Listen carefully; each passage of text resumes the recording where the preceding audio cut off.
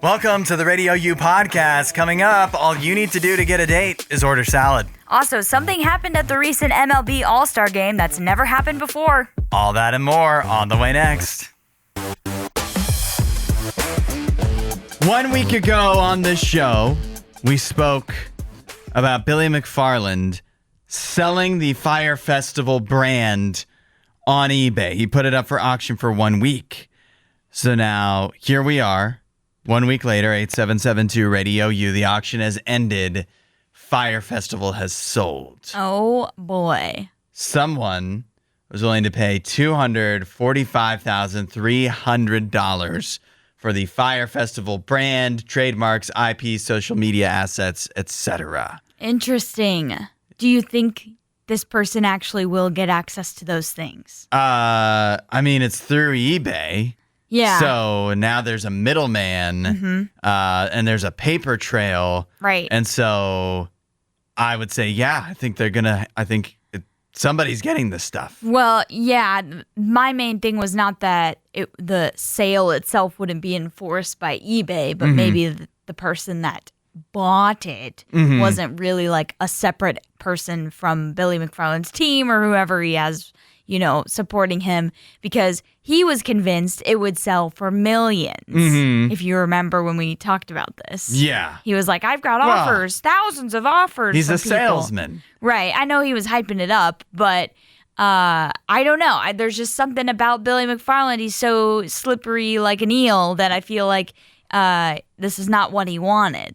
I'm sure it's not. 245. But even the most slimiest of grifters eventually are confronted with reality. Yeah. And maybe this is the moment. It wasn't, being found guilty of any number of charges when he was on trial and stuff like that. Maybe this is the moment when he finally has to wake up and realize that he can't wriggle out of every jam. Right. And that he's not going to make all the money back that he probably owes and that he wishes he could get. Because that's not what the Fyre Festival IP demands. It's not, but I mean, I'm kind of excited to see if this person that purchased it, what they'll do with it. I think $245,000 might be a small price to pay to put an end to Fyre Festival. Oh, they're just going to take it out back and kill it? Yeah, they're going to shoot this is it? a good Samaritan that's just like, if we buy this away from Billy McFarland, then we can all be done with this. It can be over.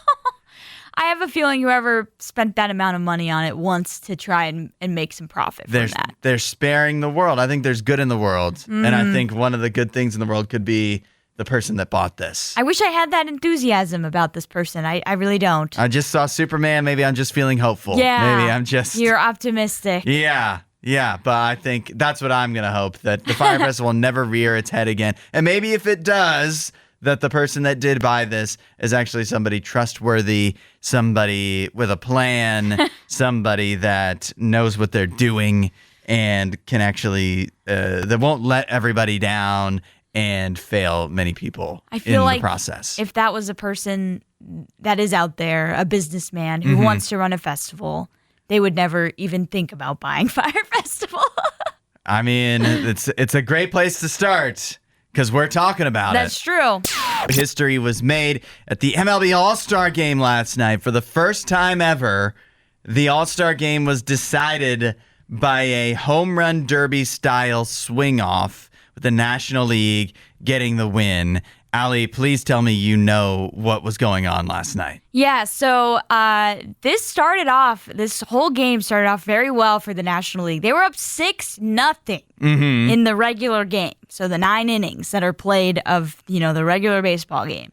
And slowly but surely the American League came back, tied it 6-6. It ends in the 9th inning, tied 6-6. And instead of going to extra innings, apparently there's a rule where they go to a home run derby style swing off. So we got the swing off that we didn't get in the home run derby with Cal Raleigh and Brent Rooker being tied. Instead, we get it here. And honestly, it was a lot of fun. It was kind of like a version of penalty kicks for baseball. You know what I mean? Yeah, like a hockey shootout for baseball. Yeah, they picked 3 players from each side, from 3 from the American League, 3 from the National League. Each player got 3 swings. Who picked these players? Because I'm looking at the names and they make no sense to me. Honestly, why was Marlins outfielder Kyle Stowers hitting in the home run derby? Why is he even on the All-Star team? Who is he, actually? I was like, why is it Beaker Armstrong hitting home runs for the National League? But okay. So, yeah, I don't know exactly how they went about picking these players. I'm assuming it's whoever's managing these teams because they do have, like, managers in. I believe for the National League, it was the Atlanta Braves coaching staff. Okay. Because, you know, they're the home team. For the All-Star Game being in Atlanta. Have no idea who it would have been for the American League. But it was pretty cool either way because it started off with Brent Rooker. He was in the home run derby, and he automatically gets 2 home runs on the board for the American League. And so they have a decent lead there because they only get 3 swings. It's not like a guarantee that you're going to get home runs. Yeah. So there were, I think, there was at least one player who didn't end up hitting any home runs. Who is pitching for this? They had just 2 guys pitching for, you know, each side. So I don't think it was like how it is in the home run derby where they get to, you know, pick who they want to pitch to them. So, but it wasn't somebody from the other team or anything. No. It was somebody throwing them like, you know, the same style of home run derby, easy balls to hit out. So. Well, I'll tell you, that's a fun way to decide the home run derby. Or to decide the All-Star Game. Yeah. I don't think anybody's suggesting this, but that would be a ridiculous way to decide a baseball game. Oh, absolutely. Just the same way that a hockey shootout is a ridiculous way to decide a hockey game, and a penalty shootout is a ridiculous way to decide a soccer game. But for the All-Star Game, you want to see the home runs. Fun. Yeah, you want to see them. I think in the regular season, in baseball, extra innings is fun. But in the All-Star Game, everybody just wants to go home. I mean, yeah, it was 11-something p.m. I got a text from like my fantasy baseball group chat, and they were like, "It's going to swing off," and I'm like, "Guys, my eyes are barely open. Yeah, this game doesn't matter. I can't handle this. Like, I cannot handle this." But I'm glad that it ended in a fun way. It did end in a fun way.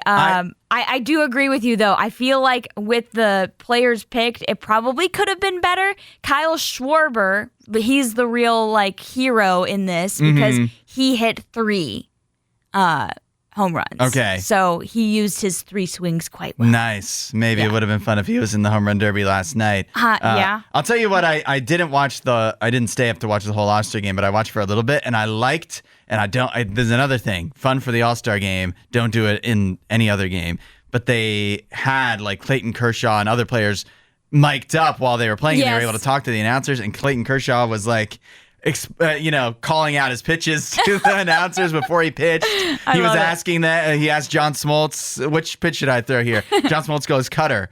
Clayton Kershaw goes, I don't throw a cutter. I was going to say he doesn't throw a cutter. So that was a fun little look. But another thing, for the All-Star Game only, please don't do that in regular season or definitely playoff games. Rob Manfred, you have been warned.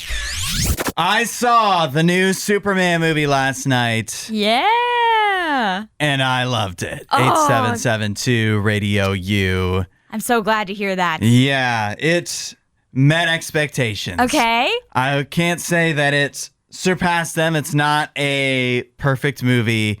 And certainly outside of the context of being a superhero movie, it's not going to win any Oscars. Right. I mean, it may win Oscars, but not for, direction or acting or anything. But it is really good. Okay.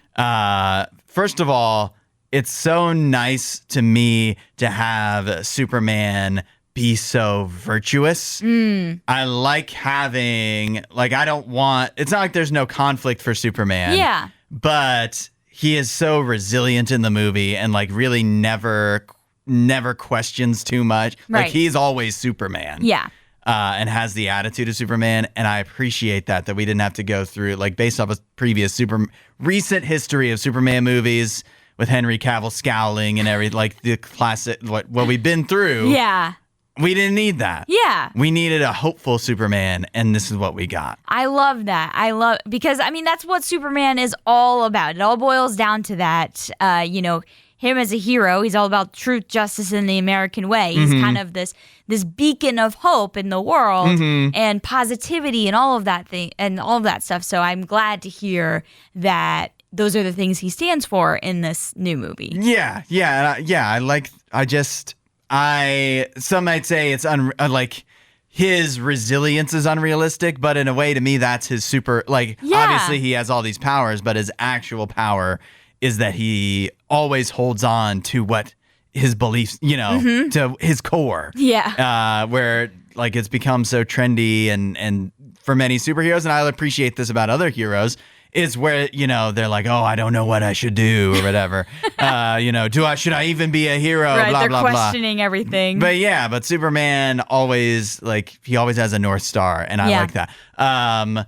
Here's a criticism. I think we mentioned this a little bit in the weekend watch list, and it's fair, is that, so there's Hawk Girl, Guy Gardner's the Green Lantern, and Mr. Terrific, they're all great in the movie, but this isn't really spoiling much, but they're Superman's friends in the movie, but there is no backstory given to that. Yeah. There's no explanation for why in a world where, again, not spoiling much, but early on in the movie, the world starts to turn against Superman. It has reason to. And very few people stand by him, but they do. But there's not actually an explanation given as to why. Right. It's just we're friends. And so that is, if I don't need a Superman origin story. We all understand Superman, where he comes from. We know his deal. We know why, him and Lois are a thing. Yeah. We don't. It's not necessarily common knowledge that these other random superheroes are just going to stand by Superman no matter what. Yeah. And so, why did they do that? Why do they have it? What is their history with Superman? We don't know. Yeah. And I wish that could have been. It might have made the movie a little more clunky, but it also might have just given a little more explanation as to what we're seeing. Yeah. I think that's the biggest complaint I've heard as well. Is it's it feels like a sequel when it's not. You drop it. In a way, you drop in halfway through a movie, and for the most part, that works.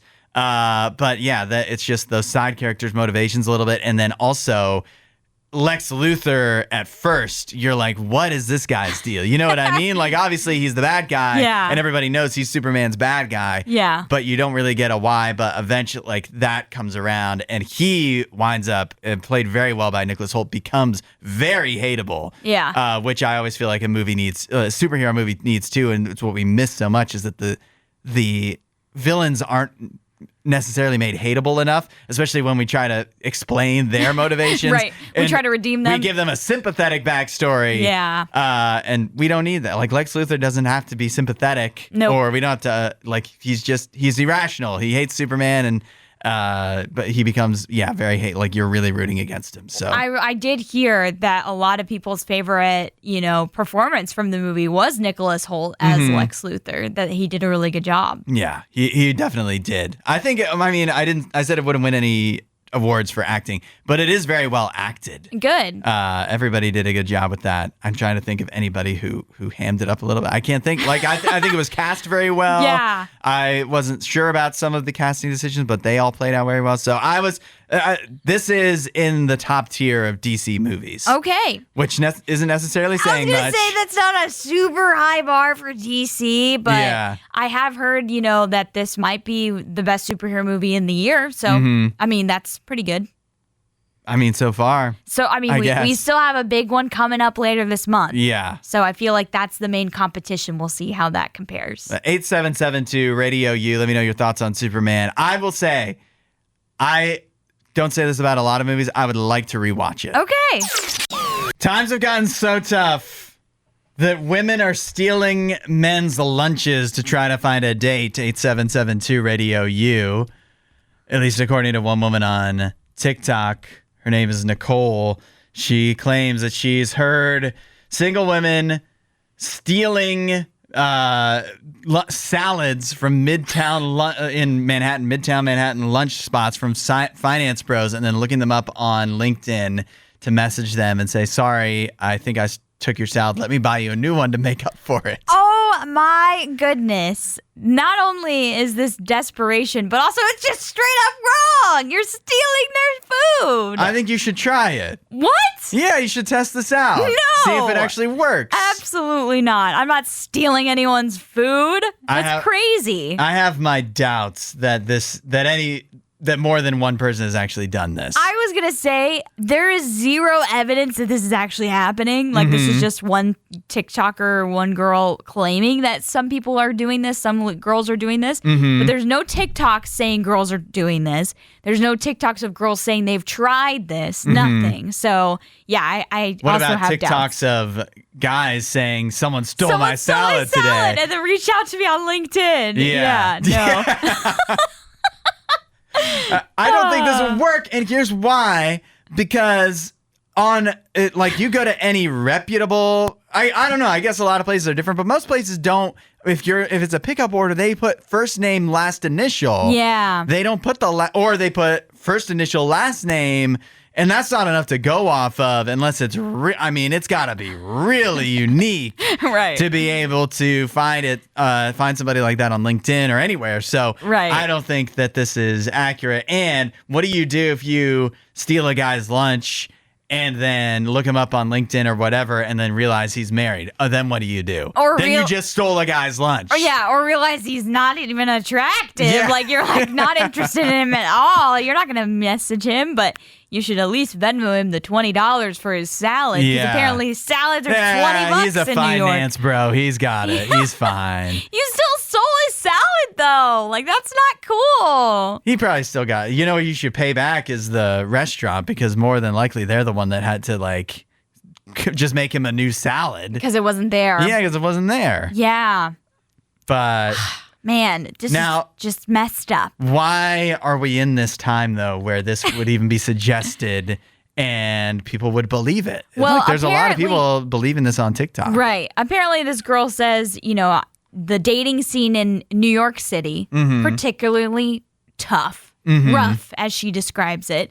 And so girls are just coming to desperate measures because apparently guys are not asking them out. They're not talking to them. It says that 53% of men are afraid of being perceived as creepy, so that's why they don't ask women out in public and stuff like that. I mean, I can't blame them. Yeah, I can't blame them for making that decision because many guys probably have been accused of being creepy, even when they're just genuinely interested in a girl and want to talk to her. So, I mean, there is right and wrong ways to go about that. And I am not going to say that there have not been guys that have gone about it in a very creepy way. There have been. Of course. But yeah, overall, we're just in a society that a lot of people are overthinking things, really getting in their own heads when it comes to asking a girl or a guy out. Yeah. And so it's just stopping dating from really even happening. Yeah, I think if you are even the idea that you would even think to resort to stealing the salad rather than just waiting to see if the guy who picks up the salad is a cute finance bro, right? Or whatever values you can surmise just from visually seeing him and knowing that he's probably, if he's in finance, and at this Midtown Manhattan spot, he's probably pretty well off. Anyways, why don't you just approach him instead of stealing his salad? Right. And then when the answer to that question is also probably the same answer to why guys aren't asking you out. Yeah. And I think we can't. I mean, we could just solve this problem by women asking men out, and then no guy, because women aren't going to be as creepy as guys are.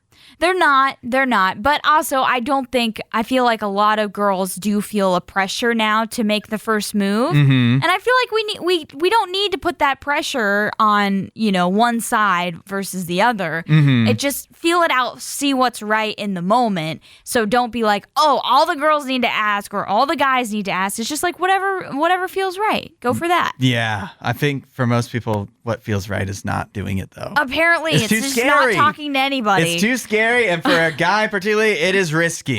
You could get pepper sprayed very easily. True. No woman is getting pepper sprayed. Maybe not. We are doing Would You Rather Wednesday.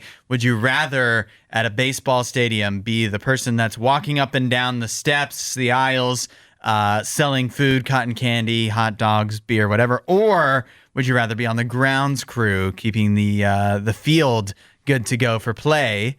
Let us know your thoughts at 877-2-RADIO-U. We'll start with Logan, who says, I'm a grounds crew kind of guy. I like that. Yep. Heard from William. He's agreeing with that. He says, I would definitely work on the grounds crew. Sounds like a lot more fun than carrying snacks around. And Regina says, I'll go in the stands.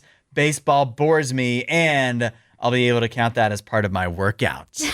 That's what I was thinking. I think both of these jobs could kind of help you stay in shape. Oh, absolutely. I think definitely the cotton candy wandering up and down, or I mean, cotton candy is very light, but still going up and down the steps. But if you had to carry like the beer cooler or whatever. Right. Those are heavy. That, that's a lot of steps and it's hot out there. You'd be getting a workout in, but I feel like we might overrate that a little bit. Okay. You know, like I don't think that automatic. You're not going to be jacked just because you're carrying a bag of peanuts around. I mean, most of the time when I look at the guys that are doing it, they're like older. And they're not in like the best shape of their lives either. Like Fairly they're in shape, average. but they're not like, they're not. They don't look like they're on the rowing team for Team USA or something. So heard from Kim. She said, I would rather work on the grounds crew. Hard work, but not as many stairs. I wouldn't have to feel like I was interrupting and bothering trying to watch the game. That's something I thought of too. I always get annoyed when those people come around because I'm like, I'm trying to focus and you're yelling in my ear. They don't bother me, but I can imagine. But part of I'm going to say I'm going grounds crew. Okay. And one of the things I factored in is I feel like you're not going to really get any guff from the people in the stands. But then again, you still have to deal with the public. Yeah. And if you can avoid that, why wouldn't you? Right. And so that's one reason why I thought trying to be going up and down the stairs and sell cotton candy or whatever wouldn't be for me. Yep. I also was thinking that the grounds crew probably gets paid more. The cotton candy salesman may get tips, maybe, but I still don't think that would catch up to the grounds crew. Like depending on your role there, that's probably a decent job, and that's probably a full-time job. Yeah, very important. Whereas cotton candy, that's totally seasonal. Yeah, I'm sure they invite you back if you want to come back. But like for a career, the grounds crew would be the way to go. Yeah, I was going to say that seems more, I mean, it looks to me like whenever you see videos or just see the grounds crew in general, it looks like a lot of college age students. So they're probably not using this as a career. This is like an internship or something they're just doing part-time over the summer. But I think I would go grounds crew as well. Baseball, my favorite sport. Absolutely love it. I feel like if you're selling for concessions, you're not really able to pay attention. No, you can't. But grounds crew, they're just sitting on the sideline when the game's going. They get to watch the game. I mean, technically for the salesman, you probably, because you're not supposed to be going while the game is going on, right? Like that would be interrupting. They don't let people just walk up and down the aisles during the game. No, they definitely do. There's attendants that are there to tell you to sit down. Yeah, but they definitely do walk up and down the aisleways and sell beer and popcorn and all of that during the game, and hot dogs too. I think, but I mean, I agree. It'd be easier to watch while you're on the grounds crew. And the grounds crew, you'd kind of feel like you were a part of the team. I mean, here's the thing. The field is one of the major stars of baseball. The diamonds look amazing. So that is all up to the grounds crew to make sure that is maintained. So it is kind of a big part of it. As a man, too, just the idea of like maintaining grass, like that's just like Hank Hill would be proud. You know what I mean? Like you just could take pride in that. Absolutely. And then I'd come home and my yard would look like garbage.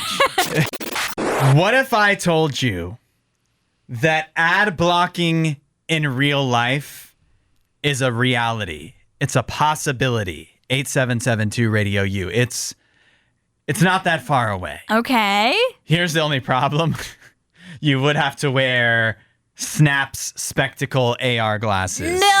Yeah. That's a big price to pay for that. Yeah, it is. Or presumably even worse, the Meta Ray-Bans. No. No, thank you. I don't want to be caught dead in those things. I know. I keep seeing pictures of Mark Zuckerberg looking like an absolute goober wearing those. Yes. All I think of is Wall-E when I think of those glasses. I think of Wall-E and the people in the wheelchairs, like the powered wheelchairs, just completely stuck and glued to whatever screen's in front of them. Yeah. And, throwing their lives away. So I hate anything like that because it literally makes me think of humanity ending up that way. Yeah. The Google Glasses, the Snap spectacles, all of these have never appealed to me in any way. No. But the one thing that could sell me on it is an ad blocker in real life. That just like anywhere you go, that you could block ads on bus stops and billboards and obviously what you would see when you're browsing online. But I do think we're so much more used to ads on billboards and buses and cabs and whatever that we're a lot more aware of them that we don't need to even pay attention to them. Yeah. So they're a lot less intrusive than ads that come up on like your phone, on Facebook, on TikTok, YouTube, whatever. I feel like those ads feel a lot more intrusive because they're personalized. And it's like clearly your phone's been listening to you. Your laptop's been listening to you. And so it feels a lot more like it's getting at who you are as a person or trying to. But like an ad on a bus, that has nothing to do with you. The ads on your phone too they're actually taking up space that could be used and you're wanting it to be used for other things. Yeah. Or here on RadioU, we have no ads. On other radio stations, they're taking up your time where you could be listening to music or whatever you wanted to be listening to. Whereas ads on, like when you're seeing a billboard, that's it can be a bit... I don't know. Like it takes away from the obnoxious. Yeah. It takes away from the landscape or whatever. But it's not outside of just taking up real estate. It's not actually affecting you. No, taking up anything that matters to you. So these are the least intrusive ads, the least ones that I'm interested in blocking. Yeah, and I'm skeptical for how effective this could actually be. Right. Also, I just like to see myself as a strong individual that can withstand ads and just be like, you can't win me over with your clever wording and your beautiful women and whatever it is, the people having fun. Right. The guys looking like me with a smile on their face. You can't do it. You're not gonna defeat me. No, just look away. That's kind of how I feel about like billboards or ads that I see in real life. I'm like, just look away. There's no need to stay looking at it. I see ads as a challenge. Oh, yeah. Yeah. I'm like, I don't care how many times you show me this ad for Lexington, Kentucky. I'm not going to go visit. I'm not going. Yeah. Go ahead. Waste your dollars on showing this to me. I feel like destinations are probably the one that would get me the most because I'm like, ooh, that looks pretty. I know. I think I would want to go. You're weakening already. You're breaking down. But I'm not worried about that ad as much as I am worried about an ad of like something I talked about with a friend and then suddenly it's showing up on my Facebook. Those are the ads that worry me. An ad on a billboard that I happen to see and it's like, oh, I was already planning a vacation. Now I have an idea of a place to look up. Maybe we should only talk about things that we want anyway. Yeah, I mean, defeat the ads that way. But also, that's why I only talk about Popeyes and try to not talk about Burger King. Okay. I don't know. I will never get AR glasses. No, never. Not even if there's a fire. But I mean, ads are just so annoying. Yeah. That is a possible. And we hate ads here on radio. We do. That's why we don't play them. The Emmy nominations were announced yesterday for the best shows on TV. And it was a big day for Apple. Apple TV Plus really cleaned up with a lot of nominations. All right. The leading nominees, Severance, wound up getting 23 nominations. Oh, my. Which is obviously huge.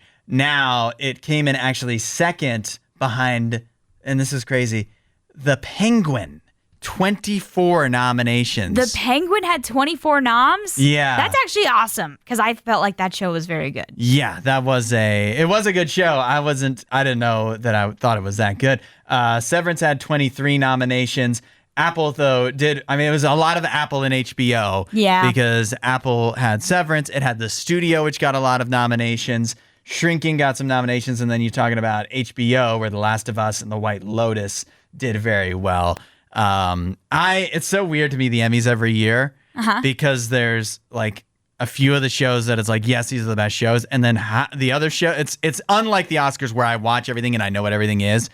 There's so many shows for the Emmys that I'm like, what is even that? I've never heard of this before. I know. I feel like that is a lot of times how I feel. I remember one time I stumbled upon the airing of the Emmys while it was live, and I was watching as somebody was accepting award for Best Supporting Actor, and it did actually make me want to go watch the show because they showed like a clip from the show. And it was Mayor of Easttown, which was a show on HBO Max. Yeah, it's a good show. Such a great show. Absolutely will rip your heart out, throw it on the ground and stomp on it. So just be prepared for that if you ever watch that show.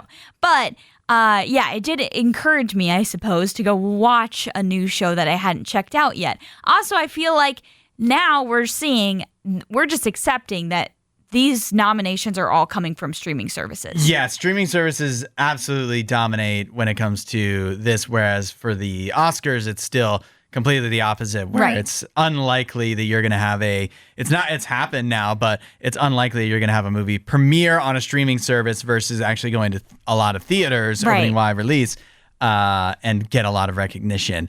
But for the Emmys, the prestige shows from streaming services are going to do well. It's still, by the way, if you're wondering, still in a completely baffling move. The Bear is still in the comedy category. It is nominated for comedy series, and it's not that The Bear isn't funny in some ways, but it's not a comedy. It's not a comedy. But this is a debate that's gone on as long as The Bear has existed because it's always gotten nominated. Yeah.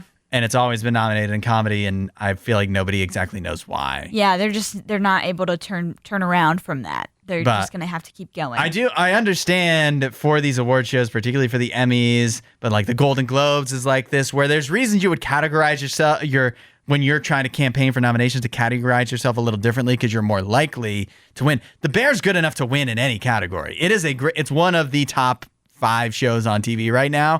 It could definitely win. It would definitely be nominated no matter what genre it was considered in. Yeah. So why are you doing this controversy of putting it in the comedy category every year? I don't get it. Emmys have to get attention somehow. Yeah. No one's really watching them anymore. Like I said, it was an accident. I stumbled upon it by accident. But it was a happy accident. You discovered Mayor of Easttown. It was a happy accident. I discovered a good show that I really liked. And I feel like, again, hitting on this whole thing of why these streaming services are dominating right now, just looking at the list of nominations, you see all of the streaming shows getting noms and the actors and actresses from these streaming shows getting nominations.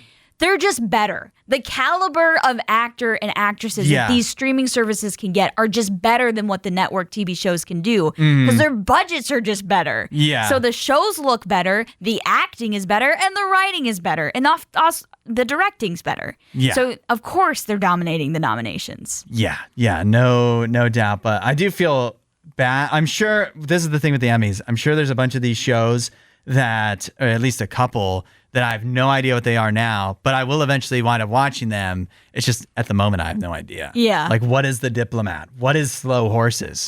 I don't know who's in these shows, what service they're on. There's just so many streaming services, so many shows. What is Nobody Wants This? I have no idea. No one wants it, apparently. Let's make this day 3 in a row of talking about K-pop demon hunters, Hudson. 8772 Radio U. Let us know if you've seen it, because I do think it's very good. But something that stood out to me when I was watching it over the weekend was a certain line that one of the main characters says. It's Rumi. She's like kind of the lead for the girl group that's called Huntrix in the story. And she says, I don't want to give any spoilers away, but one of the lines she says is they're kind of locked in this battle between girl band and boy band. Is right now we're in a battle for hearts and minds. And that stood out to me because I've heard that phrase used many, many times. And often it's talking about the battle for our literal souls and hearts and minds, as Rumi describes. Because I feel like that is a really true summary of our existence. We're constantly in a battle for attention, for our hearts, for our minds, for our focus, everything.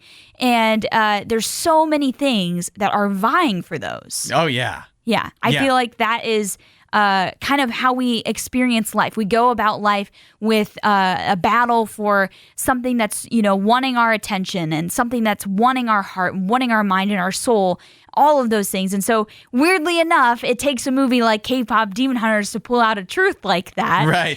That it can apply to so many things. But often I feel like even movies that can seem as meaningless as a K-pop Demon Hunters, they can have those little bits of truth in there. They're like, that was really profound. Yeah. But I feel like that's absolutely true. And you may have heard this term before. It's used often to describe something like this. It's a spiritual battle or a spiritual warfare. And I do feel like sometimes we can be a little bit blind to that, but it is happening all the time. Everything is vying for our attention. Mm-hmm. Yeah, if I feel a little unusual to think of like all of the advertising and all the stuff that's trying to get you to spend your money or focus your attention on whatever thing it is, may not feel very spiritual, but I think it actually is, because that it's just that stuff collectively as a whole. And it's not like everybody gets together and plans this, but it's just like the world is spiritually battling to pull you away from what's actually important, to focus your heart and your mind on stuff that isn't as valuable and won't reward you as much in the end as what actually matters, which is focusing on God and a relationship with Jesus. Absolutely. The Bible encourages us to actually, I love the wording here, fix your eyes on Jesus, like fix your eyes on God. And that is, to me, such a great picture of what it is to kind of have a relationship with him. Because again, there's so much that's battling, so much in our world that's coming at us all the time. Notifications on your phone, emails, advertisements, new trends, all of these things that's just coming at you constantly. But what does the Bible tell us to do? It tells us to ignore all of that and to fix our eyes on Jesus, the thing that ultimately matters. And that will help us put in perspective all of the other things and also help us keep things in priority that we need to. Because when you focus on other stuff, suddenly your relationship with God starts to waver a little bit. Your relationship with your family starts to waver a little bit. So yeah, it really is a battle, and we need to be aware of that battle and also focus on how we can, make sure we're staying on track. Yeah, how you can gear up and stay strong when the world is coming at you with so many things to distract you from what actually matters. God is there. He's meant to be your focus, and he will help you focus on what's truly important. So if you are ready for that and ready to stop having, the rest of the world pull you down and pull you away from what's important, start talking to God about it. Ask him for that help that you need, and he'll be there for you. And the great thing about Jesus is he's there every single step of the way, every day, whenever you're feeling weak or whenever you need that encouragement or whatever it is, Jesus is there to walk with you through life and through the battle that we're all going through every day. Yeah. You can go to RadioU.com/free gift too. That's a great place to start. Bro discovered an infinite money glitch at Chipotle, 8772 Radio U. Have you ever done this? Because this guy on TikTok, his name is Rob from Florida. He says that he's literally been gatekeeping this secret since he was in high school of how to get more meat in your Chipotle. Most people, you go through the Chipotle line and you either go double beef or you just say beef and then you just move on. I usually say steak, but sure. Steak. I go half and half. Half beef, half steak. Half beef, half steak. And I feel like most people just order in the app. But I was going to say, I definitely don't go through the line. The secret involves going through the line. If you want to really make sure you get a hefty portion of your meat, here's what you do, according to Rob. He says, you have to go, let me get a scoop of whatever your meat is, chicken in this case. Let me get a scoop of chicken. Then they put in the scoop of chicken. Then you go, actually, can I do double chicken? His theory is, and I believe this is, I think this could be true, is that if you say double chicken, they're going to skimp on from the start because they know it's double. They're going to give you two lighter scoops. But if you say chicken, they're going to give you a full scoop of chicken. And then when you say, actually, now it's too late, and now they have to give you another, at least, even if it's a light scoop, you at least got one full scoop. Yep. And so he says this is the secret to getting your money's worth at Chipotle. Well, you just viewed what their single scoop is. Yeah. They outed themselves by showing They told on themselves. Yeah, and so it really is a brilliant hack. He said one time, he's been doing this for 10 years since he was in high school. He said one time he was thrown off because the Chipotle worker asked him off the bat, do you want single or double? And he's like, but I have a hack for this too. He goes, I said single, and then when they poured it, I was like, actually, I changed my mind, I'll do double. Yeah, you can still pull out the change your mind card. He is crazy, but honestly, I think he's right. I think he's absolutely right about this. I definitely don't think this can hurt. No. This definitely can't hurt. And I mean, if you're paying for it, especially if you're paying for a double portion, which is going to increase your price by like $3 to $6 apparently, depending on what type of meat you get, then you might as well get full scoops. You should get your full double scoops. Yeah. I love this. I don't know. I've been on a Chipotle kick lately. I just feel like I still want to order in the app. I don't know if it's worth it that much to me. I don't usually go double either. I just go half and half. Yeah, I usually just go for the normal portion, and the Chipotle near me has like what they call like the Chipotle lane. Okay. So you can order in the app and then just drive up to the window and they give it to you. You don't even need to get out of your car. It's so that's so much better. I hate getting out of my car having to go into the store and then wait for it, because even though I ordered pickup, it's never right and it's never on time, and so it's just a waste. But the Chipotle lane, that's a little hack for me. And honestly, Chipotle is how I'm going to break my fast when August 1st hits. Oh, great choice. Yes. Thanks for listening to the RadioU Podcast. Don't forget to rate and review the show.